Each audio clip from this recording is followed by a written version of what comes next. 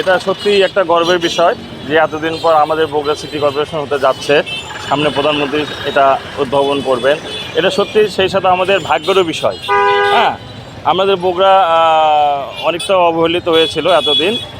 তো সেই জন্য দেখছেন এখানে কোনো উন্নয়নের ছাপে আমরা দেখছি না। এই এতদিনের মধ্যে আমরা সেই মানে সুবিধা বঞ্চিত বলতে পারেন।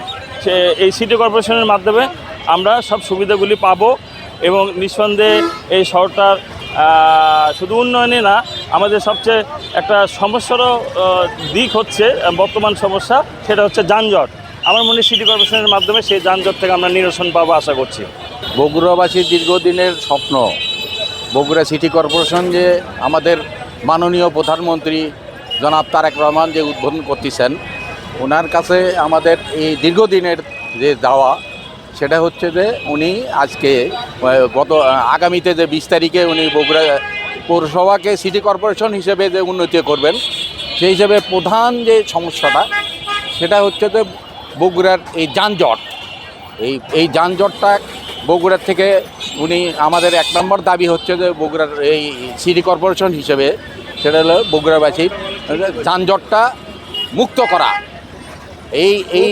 এই যানজটটা মুক্ত করতে পারলে আমাদের বগুড়ার সাধারণ মানুষের জন্য সবচেয়ে বেশি উপকার হবে বলে আমি মনে করি। এই উদ্যোগগুলো খুবই ভালো উদ্যোগ নিছে।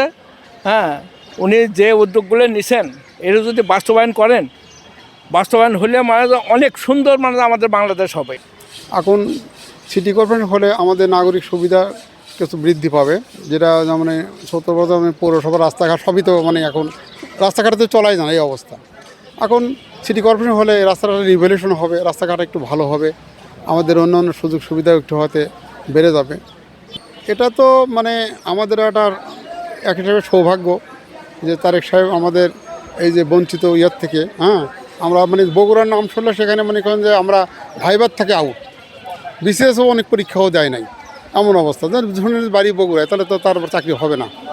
আমার বাচ্চাও একজন ছিল আর কি, পরীক্ষা দেয় নাই, যে শুনে যদি বগুড়া রিটার্ন টিকলেও তো টিকবে না, পরীক্ষায় দেয় বলে যে আমরা বগুড়া বাড়ি বাবা, চাকরি তো হবে না, বুঝছেন।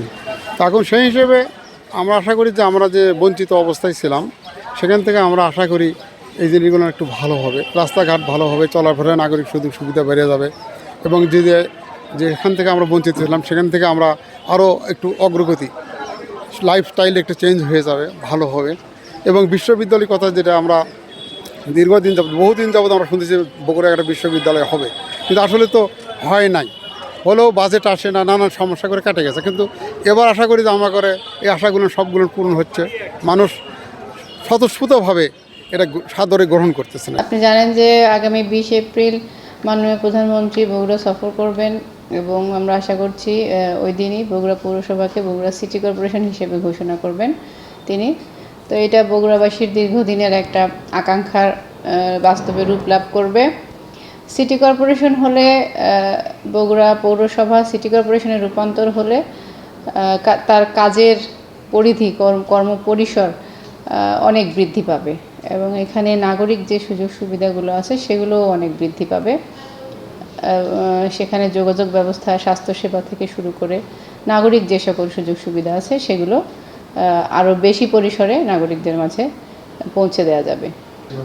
আমাদের সিটি কর্পোরেশন তো 70 বর্গ কিলোমিটার এলাকা নিয়ে, বর্তমান যে বগুড়া পৌরসভা আছে এটা 70 বর্গ কিলোমিটার এলাকা নিয়ে সিটি কর্পোরেশন ঘোষণার জন্য রেডি আছে আর কি আয়তন। আপাতত এটাতেই হবে, পরবর্তীতে হয়তো বাড়ানো হতে পারে, সেটা কর্তৃপক্ষ নির্ধারণ করবে। ধন্যবাদ। আপনারা ইতিমধ্যেই জেনেছেন স্থানীয় সরকার পল্লী উন্নয়ন ও সমবায় মন্ত্রণালয়ের মাননীয় প্রতিমন্ত্রী মহোদয় আমাদের মাননীয় প্রধানমন্ত্রীর বগুড়ায় সফর সম্পর্কে ব্রিফিং করেছেন। মাননীয় প্রধানমন্ত্রীর এই সফরে যেসব কর্মসূচি রয়েছে তার মধ্যে একটি উল্লেখযোগ্য বিষয় হচ্ছে বগুড়া সিটি কর্পোরেশন ঘোষণা।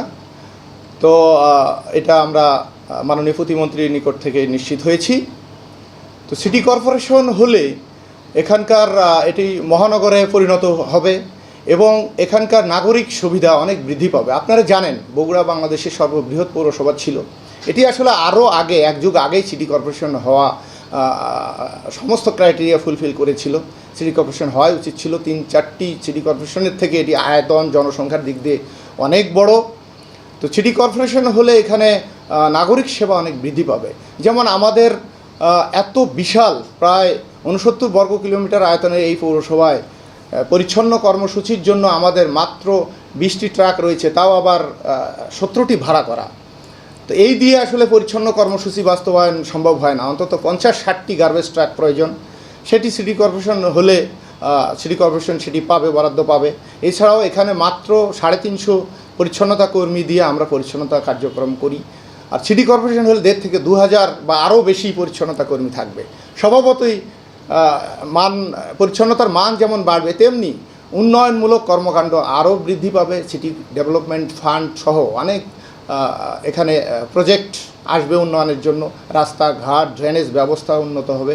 সার্বিকভাবে এটি মহানগর হয়ে একটি উন্নত শহর হিসেবে পরিণত হবে সিটি কর্পোরেশন ঘোষিত হলে।